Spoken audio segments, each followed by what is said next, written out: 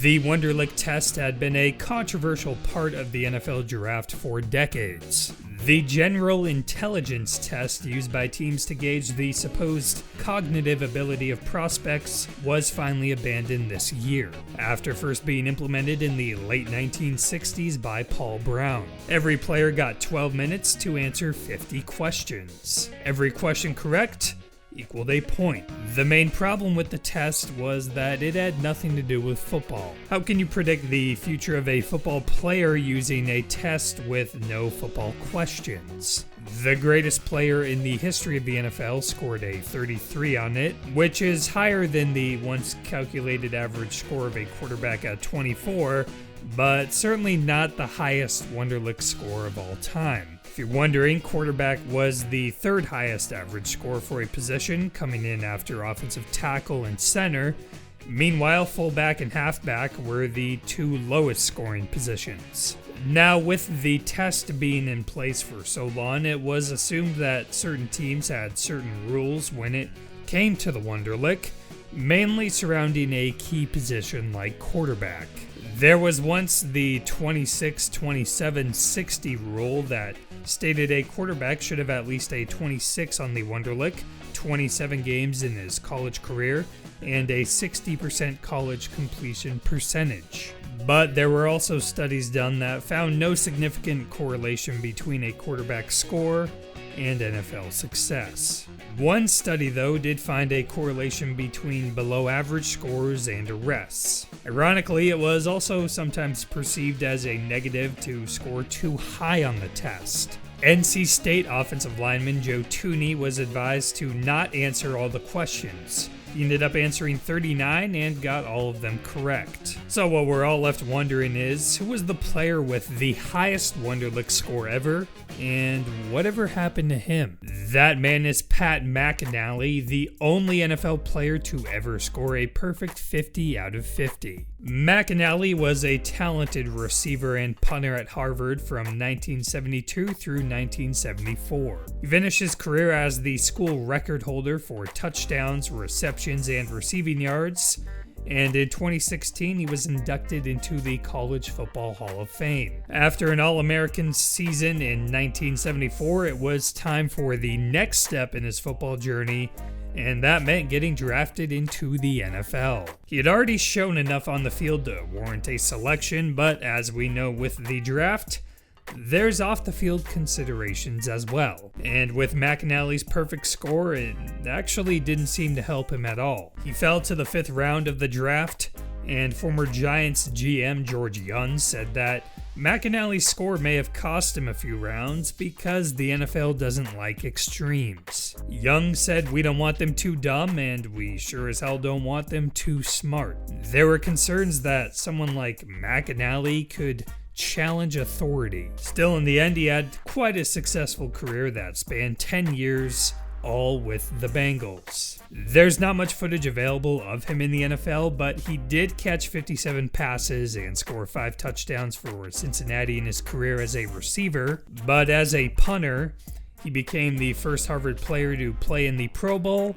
He was also voted as a first-team All-Pro and played in the Super Bowl. McInally actually didn't even know what he scored on the Wonderlic until reading about it in the newspaper after he retired. He said, "The Bengals kept it from me for years and years. They didn't want me to know." Unlike most players blessed enough to play at least 10 years in the league, McInally's post-playing career was actually more successful. He launched and received royalties from the starting lineup toy line. That made him enough money to never have to work again. In 2006, funny enough, he was hired by Wonderlic as Director of Marketing and Testing. He also took the test again and got a 49. Several years later, he started coaching high school football. In 2018, he became the head coach at Calvary Chapel High School in Santa Ana, California, and this year he stepped down as an assistant, and his son took over head coaching duties. Now for the rest of this video, if you're curious like me, I think we should talk about the careers of the next closest Wonderlic super testers to hit the NFL, because believe me, they've got some interesting stories as well. If you're gonna talk pre-draft tales of the Wonderlic and the Combine, then there's no one better than Mike Mamula. Nowadays, every prospect trains for not just the NFL, but for the Combine. Back in 1995, though, most guys were focused solely on the football aspect. Mamula was an outlier. He went in having done every drill hundreds of times, while some players were doing them for the first time. Before the Combine, he was viewed as a third-round defensive end out of Boston College, but after he showed off an elite vertical and ran a 40 time of 4.58, which was faster than some corners in that draft class, and put up 26 reps on the bench press, which tied top tackle Tony Baselli, as well as scoring the second highest Wonderlic ever with a score of 49, Mamula was suddenly looking like a top 10 selection. In this case, the Wonderlic did nothing to hurt him, which obviously goes against the McAnally and Tooney theory. NFL executives were in love. When draft day rolled around, the Eagles traded up to the 7th overall pick with the Bucks in exchange for their first rounder and 2 second rounders. Philly got Mamula at 7, while the Bucks got Hall of Famer Warren Sapp in the first, and traded 2 of their seconds to move up and get Hall of Famer Derrick Brooks. In the end, Mamula totaled 5 years in the league with 31.5 sacks. When looking back at it all, he said, "I'm remembered.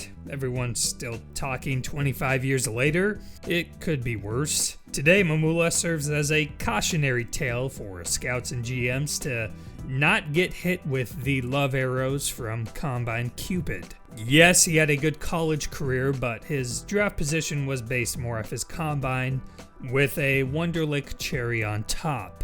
He did, however, forever change how players prepare for the Combine. Now, before we get to the 2 highest scoring Wonderlic quarterbacks of all time, we first have 2 other players that tied them at 48. As the highest scoring wide receiver ever, Kevin Curtis was a 3rd round pick out of Utah State in 2003. He had a solid career lasting 8 years in the league.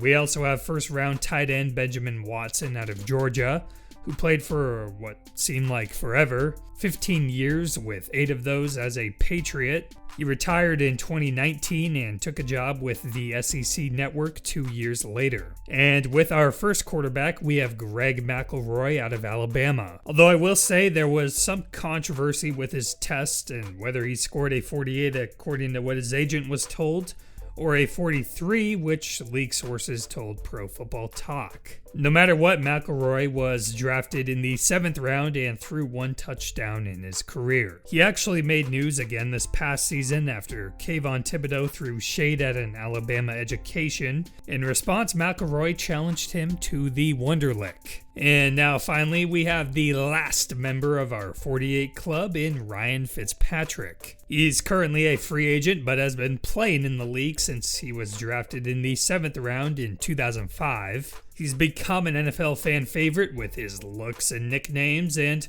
we can only hope that he continues his career. All in all, 2 of our top Wonderlic testers were drafted in the 1st round, and 2 in the 7th round. So as you would expect, the test was too far down on the list of important things to really affect draft position, but it will always be remembered as part of draft history.